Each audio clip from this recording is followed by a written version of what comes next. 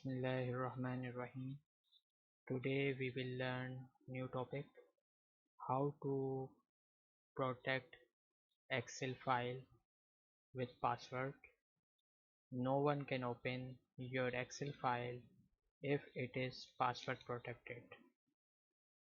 The purpose of this password protection is no one can see your secret data if they don't have their password.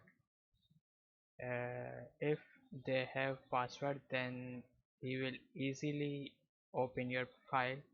Otherwise no one can see, no one can open your Excel file. The another purpose is you can secure your data from viruses. If it is password protected, the virus cannot affect this file.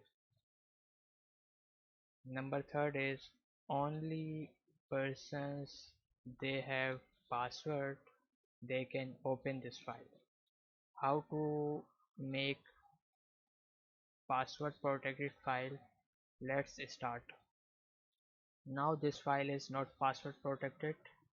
I close the file and show you it is not password protected. This is file name secret file. I open it. It is not asking password. Now I am saving this file as password protected and use my password. Click on file, click on save as. Now you see file name is showing. Click on tools and select general option. It is asking password.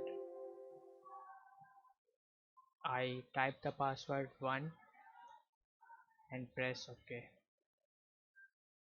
It is asking re-enter password. I select 1 again and click OK, and I save this file in same location. Therefore it is asking replace, do you want to replace file? I select yes. Now it is password protected, saving this file as password protected.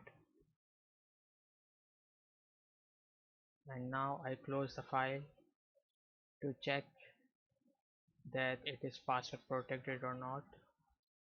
I click the file. Now you see it is asking password.